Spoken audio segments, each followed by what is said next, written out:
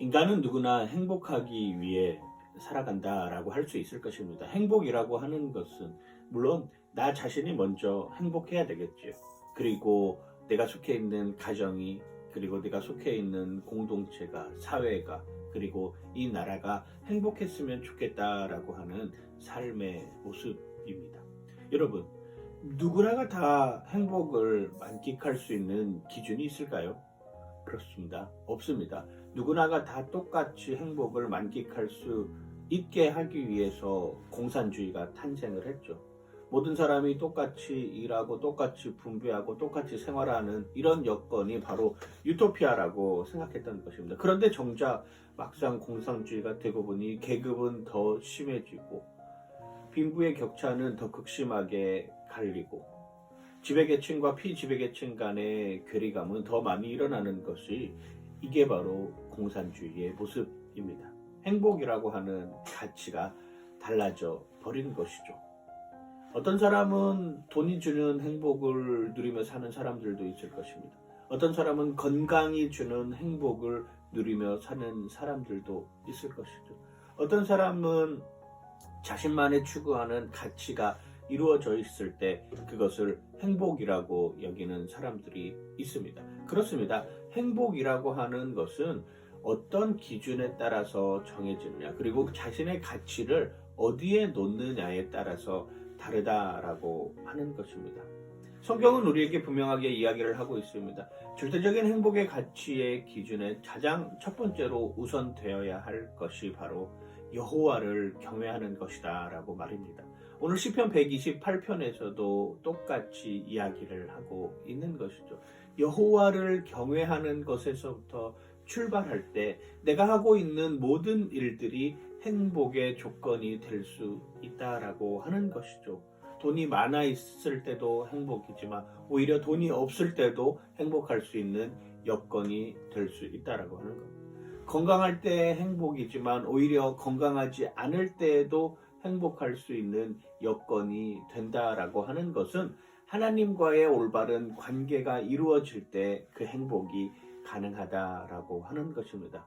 오늘 시편 128편에서 그 여호와를 경외하면 어떤 복들이 이루어지느냐, 내 아내가 결실한 포도 같다라고 표현을 하고 있습니다. 내 자녀들과 함께 식탁에 둘러앉아서 오손도손 이야기하며 저녁 만찬을 즐길 수 있다라고 이야기를 하고 있는 것이죠. 하나님과의 관계가 회복될 때 사랑하는 아내와의 관계, 자식들과의 관계도 회복될 수 있는 여건이라고 하는 것입니다. 프란시스 첸 목사님이 쓰신 부부 제자도라고 하는 그 책의 가장 첫 번째 챕터에서 나오는 이야기가 바로 관계의 회복, 거기에서부터 부부 제자도가 시작되는 것이다. 결국 하나님과의 관계의 회복, 그리고 내 아내, 내 남편, 내 자녀들과의 관계의 회복이 부부 제자도의 시작이라고 하는 것을 우리에게 알려주고 있습니다. 그리고 성경은 그러한 관계의 회복 속에서 행복을 누리며 자기가 수고한 대로 비용을 벌어들이는 것을 또 하나의 행복이라고 말을 합니다. 요즘 우리가 흔히 이야기하는 대로 나는 적게 일하고 많이 벌고 싶다라고 하는 생각들을 갖게 됩니다. 특별히 요즘 아이들이 되게 가장 하고 싶어하는 일 중에 하나가 크리에이터라고 하는 직업을 꼽는데, 크리에이터라고 하는 직업을 꼽는 이유 중에 하나가 저 사람들은 그냥 별로 하는 것 없이 그냥 놀면서 돈을 버는 것 같다라고 하는 이런 생각을 갖기 때문입니다. 그런데 자세하게 살펴보면 정말 최상의 탑 클래스에 속해 있는 사람들의 만들어내는 컨텐츠라든지 거기에 투자하는 비용이라든지 거기에 투자하는 시간이라고 하는 것이, 그것을 위해서 노력하는 그 노력의 모습들을 보면 정말 그것조차도 쉽지 않구나라고 하는 것을 느끼게 되는 것이죠.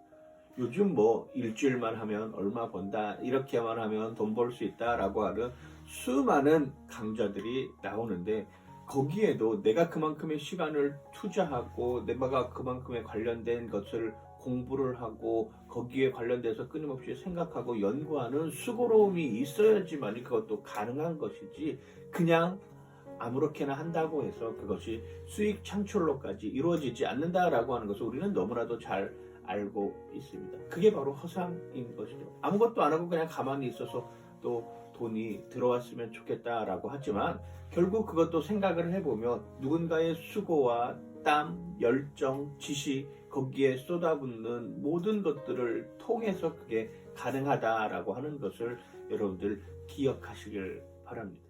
결국 우리가 수고로이 행할 수 있는 것, 그게 내가 섬길 수 있는 대상이 많아지면 그것이 행복의 또 다른 조건일 수 있다라고 하는 것입니다.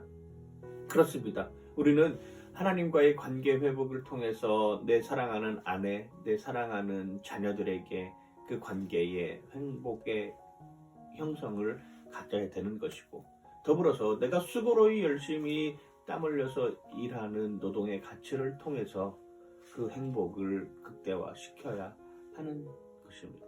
그리고 내가 더 많이 섬길 수 있는 사람이 많다라고 하면 그것이 바로 행복을 이루는 조건일 것입니다. 여러분, 하나님과의 관계 회복을 통해서 내 삶 속에 일어나는 작은 행복들을 추구하며 살아가는 여러분들 되시길 주님의 이름으로 간절히 축원하고 축복합니다. 파이팅!